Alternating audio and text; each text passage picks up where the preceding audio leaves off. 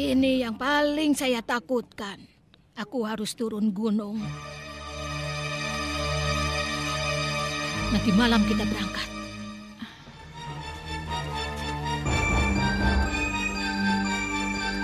Prajurit Mataram ngamuk! Prajurit Mataram ngamuk! Udah bahaya kita. Ayo, kami siap. Assalamualaikum warahmatullahi wabarakatuh. Salam silaturahmi. Oke lur, langsung saja melanjutkan episode kemarin, mana Nyai Basingah bersama dengan gurunya berusaha untuk mencari mayat hidup Mondosio yang dibawa lari oleh Jin Brojol dan teman-temannya. Masih jauh tempatmu? Kita akan mendaki satu bukit lagi di sana, Guru. Sementara itu di Mataram, saat ini perang besar antara Mataram dan Pajang sedang berlangsung. Senopati yang tahu bahwa pasukannya kalah jumlah dengan pasukan Pajang mencoba untuk mengakali siasat perang dengan cara menyuruh seluruh pasukannya untuk membawa obor, 1 orang 3 obor. Sehingga terlihat pasukan Mataram jadi bertambah 3 kali lipat. Ini memang pekerjaan yang sangat berat. Kumpulkan kayu dan obor sebanyak-banyaknya. Besok malam, secara serempak, kayu-kayu itu dibakar hingga terkesan gelombang penyerbuan.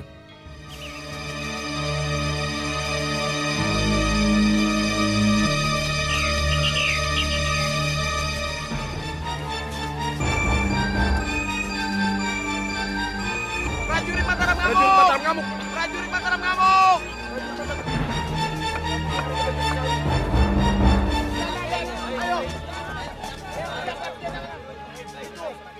Itu yang saya takutkan dari orang-orang Sen.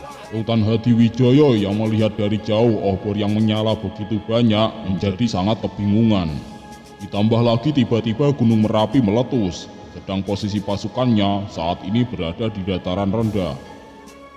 Ya, gunung meletus itu adalah bantuan dari penguasa Gunung Merapi yang merupakan saudara dari Kanjeng Ratu Kidul.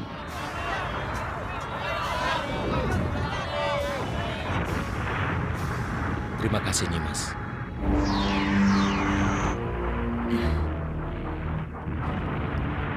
Selamat atas kemenangan seluruh pasukanmu.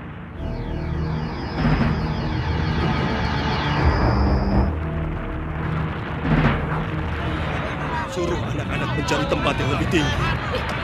Dengan situasi yang sangat kacau itu membuat Sultan Hadiwijaya pingsan dan kemudian menarik mundur pasukannya. Kita bawa ke dalam.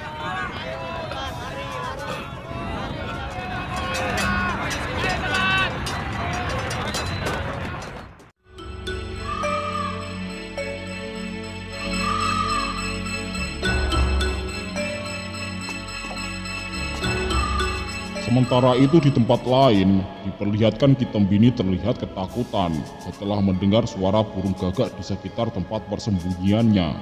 Aku tidak rela lembut itu membunuh Rani. Dan hal itu membuatnya khawatir karena ada bayi Nyai Basingah yang harus dia lindungi. Hingga kemudian dia memutuskan untuk secepatnya pergi dari tempat itu dengan membawa bayi itu. Meskipun dia tahu Nyai Basingah pasti akan kebingungan mencarinya, tapi terpaksa harus dilakukannya demi untuk menyelamatkan Mahesarani, putri Nyai Basingah. Mudah-mudahan kita masih bisa bertemu, Nyai.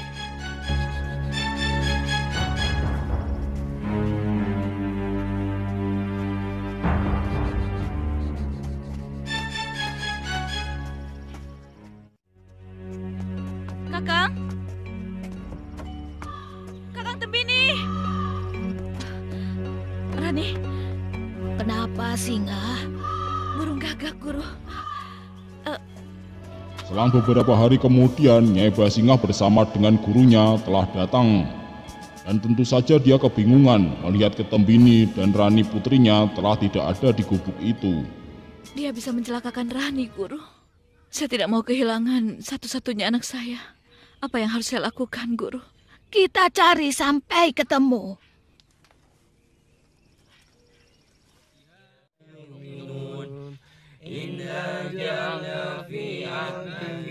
Kedaton ini sudah sunyi dan keramatnya sudah boyong ke Mataram. Sementara itu di kerajaan Pajang diperlihatkan Sultan Hadiwijaya yang tengah berbaring lemas di ranjangnya. Rupanya setelah kejadian perang melawan Mataram beberapa hari yang lalu, kesehatan Sultan Hadiwijaya semakin memburuk karena sakit keras. Dan di sisa-sisa nafas terakhirnya, dia berpesan kepada putra-putrinya untuk tidak menaruh dendam kepada Senopati. Ya, sebenarnya Sultan Hadiwijaya memang telah mengetahui bahwa ini sudah garis Sang Pencipta. Dia merasakan bahwa Pajang sudah kosong, Wahyu Keprabon sudah pindah ke Mataram. Benowo dan anak-anakku yang lain, aku tidak mau kalian menyimpan dendam kepada Senopati. Rencana manusia pasti kalah oleh rencana takdir. Duh Gusti.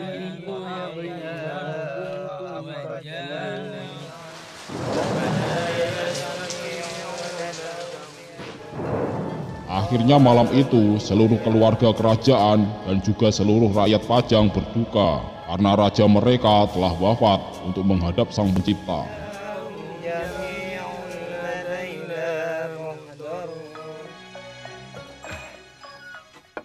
Kanjeng Sinuwun Sultan Pajang meninggal dunia. Kabar meninggalnya Sultan Hadiwijaya telah sampai ke Mataram, dan hal itu membuat Senopati terpukul. Senopati merasa bersalah atas wafatnya Sultan Hadiwijaya setelah memimpin perang melawan negerinya.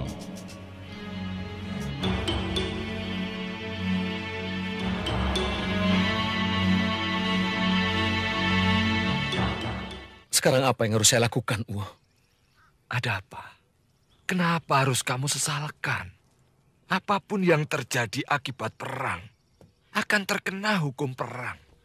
Kamu ini sekarang pemimpin tertinggi di Mataram. Tapi saya hanya merasa bersalah.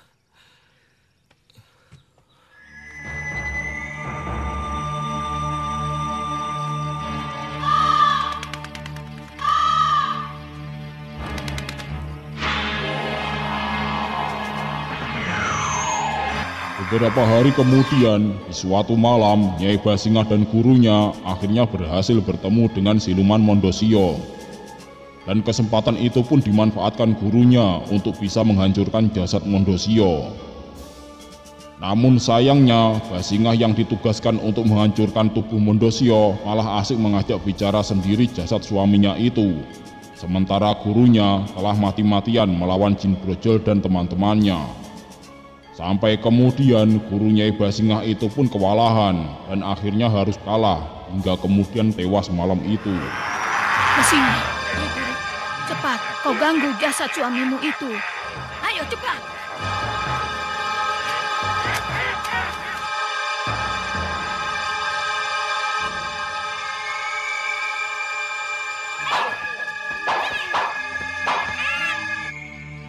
Anak kita sudah lahir, Kakang. Kakang harus sayang sama dia.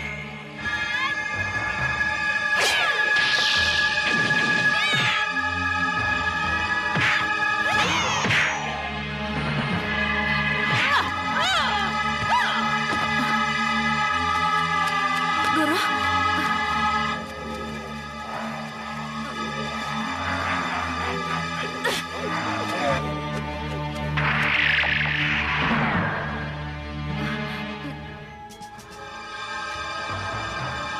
Setelah menguburkan gurunya, Nyai Basingah yang kini sebatang kara tak tahu harus kemana.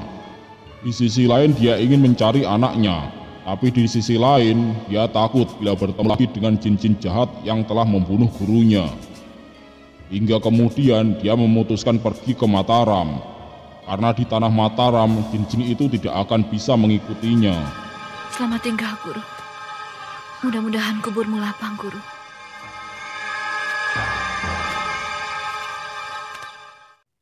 Saya tidak pernah berpikir untuk berperang lagi dengan Mataram.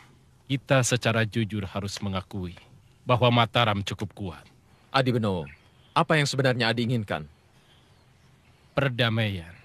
Itu saja. Tidak akan ada perdamaian kalau belum ada yang kalah di antara kita. Angger mau mengalah untuk menyerahkan Pajang kepada Adipati Demak. Ya. Kalau saya yang berkuasa, pasti akan terjadi pertikaian darah antara saudara. Kalau memang tekad Kanda sudah bulat, saya kira tidak perlu lagi kan dari Sokan. Kembali ke tanah Pajang. Setelah meninggalnya Sultan Hadiwijoyo, kini Pajang belum memiliki seorang raja baru. Karena Pangeran Benowo, sang putra mahkota, masih enggan dengan tahta Pajang yang seharusnya menjadi haknya. Dia justru ingin menyerahkan kekuasaan Pajang kepada iparnya, Adipati Demak, yang sebenarnya sifatnya sangat berlawanan dengan Pangeran Benowo sendiri. Dia orangnya gampang marah dan senang dengan peperangan, berbeda dengan Pangeran Benowo yang mencintai perdamaian. Namun rupanya keputusan Pangeran Benowo sudah bulat.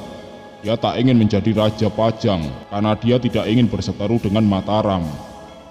Pertikaian yang pasti akan kembali terjadi antara Pajang dan Mataram. Hanya kamu yang dipercayai untuk memegang tampuk pemerintahan di Pajang. Semua sifatmu menggambarkan perwatakan seorang raja yang adil dan bijaksana. Sebaliknya, iparmu Adipati Demak, di samping cuma seorang menantu, dia juga punya watak yang kurang baik. Apa yang harus hamba lakukan, Ibu? Karena kamu sudah berjanji, kamu harus menaatinya. Kalau nanti ternyata Adipati Demak berlaku tidak adil, maka kamu berkewajiban untuk menegur.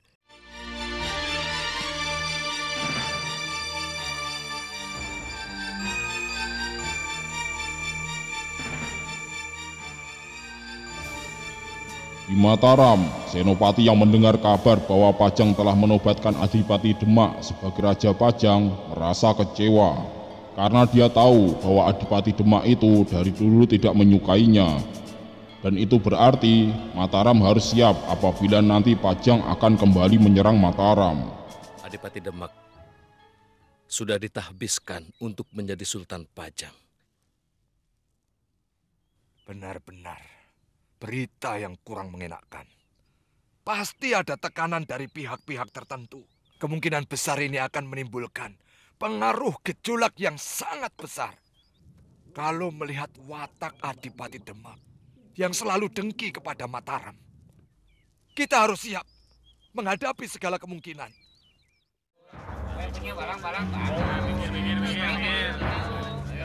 Saya mau menjual perhiasan ini. Kelihatannya Nyai bukan orang sini. Iya. Sekarang memang banyak orang luar daerah yang merantau kemari, Nyai. Apa Nyai punya kerabat di sini? Saya bermaksud mau ngenger di sini. Kalau Nyai mau, Nyai bisa mondok di tempat adik saya. Sementara itu di tempat lain, Nyai Basingah yang kini berada di Mataram, ini bekerja kepada seorang pedagang perhiasan. Suatu hari di pasar tempat jualannya, dia kepergok oleh Nirot Palasari yang kemudian menceritakannya kepada Sri Katon.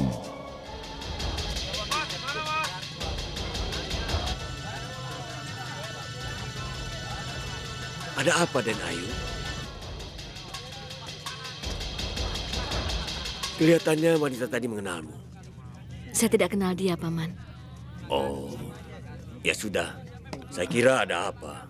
Sungguh, Sri. Mana mungkin saya salah lihat. Saya berdiri tidak lebih 2 depa dari Mbak Yumu.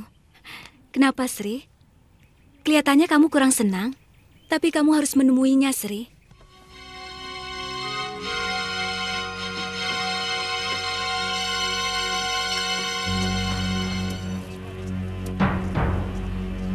Terus terang, masalah ini bisa menjadi sangat rumit. Yang penting Nyai Basingah harus tahu bahwa kedatangannya di Mataram sudah diketahui. Keesokan harinya, Gundalini yang mendengar tentang adanya Nyai Basingah di Mataram segera menemuinya. Karena memang sangat berbahaya untuk Nyai Basingah berada di Mataram ini. Karena di Mataram saat ini banyak sekali pengungsi-pengungsi dari Banyu Urip dan dari Kali Sengoro yang pastinya mengenalinya dan sangat dendam kepadanya. Bisa saya bicara dengan dia sebentar, Kang Kromo? Silakan, Den. Silakan. Sri Kanti, selamat datang di Mataram, Kanti. Dalam rangka apa kamu kemari, Kanti? Kamu akan mengusirku, Kang? Kamu tidak takut kalau orang-orang Kalisengoro dan Banyuhurip yang mengungsi kemari akan melampiaskan dendamnya kepadamu? Gundalini kemudian mengajak Nyai Basingah atau sekarang telah kembali namanya menjadi Sri Kanti menghadap Ki Juru Martani untuk menceritakan tentang semua kesalahannya selama ini dan tentang tujuannya ke Mataram ini. Hamba membawa Nyi Basingah, Ki Juru. Kenapa kamu datang ke Mataram? Saya ingin mendengar kejujuranmu. Hamba mengharapkan perlindungan, Gusti. Mayat suami hamba yang kerasukan jin itu mengejar-ngejar hamba terus-menerus, Gusti. Oh, bukan malah kamu yang ingin mengacau dan menghancurkan negeri ini, Tanduk? Mungkin dulu hamba adalah orang yang paling jahat di dunia, Gusti. Demi Tuhan, hamba sudah berusaha untuk melenyapkan jenazah suami hamba. Sampai akhirnya guru hamba Nyi Branang tewas. Tubuh mati, tidak hancur. Itu karena dia punya besel itu. Membuang besel itu tidak mudah, kecuali orang yang memasangnya sendiri. Mungkin yang memasang guru Kakang Montusio sendiri.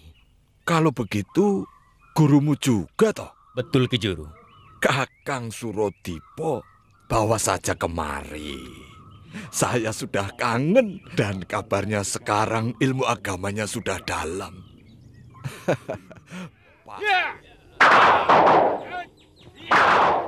Buat apa latihan-latihan seperti itu? Sementara tanah pertanian terlantar karena kekurangan tenaga. Kembali ke tanah Pajang, di mana di bawah pimpinan Sultan yang baru, negeri itu semakin tak terurus karena raja mereka hanya fokus kepada kekuatan tentaranya saja, bukan kepada kesejahteraan rakyatnya. Seluruh pemuda-pemuda Pajang diwajibkan untuk mengikuti latihan menjadi prajurit kerajaan, sementara sawah ladang mereka dibiarkan terlantar begitu saja. Dan hal itu disadari oleh Pangeran Benowo yang merasa bersalah karena telah menyerahkan tahtanya kepada iparnya itu. Apalagi ditambah saat ini telah banyak dari priagung-priagung Pajang yang lama diberhentikan oleh Sultan baru itu dan diganti oleh orang-orang bawaannya dari Demak. Dulu romomu juga sangat terpengaruh oleh iparmu itu. Ini semua juga tanggung jawabmu, Benowo. Hamba sudah berusaha menyadarkan Kanda Sultan, Ibu. Pundak hamba sedang memanggul munculnya dosa karena ketidaktegasan saya sendiri. Kalau semua Temenggung dan Ngabai Pajang diganti dengan orang Demak, benar-benar kelewatan. Benar-benar tidak masuk ke dalam nalar saya. Kami dianggap akan bisa mengacaukan rencana beliau. Kanda Senopati harus saya beritahukan.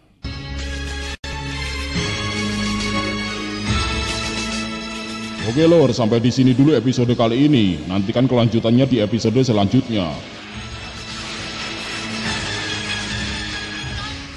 Terima kasih telah menonton. Wassalamualaikum warahmatullahi wabarakatuh. Salam silaturahmi.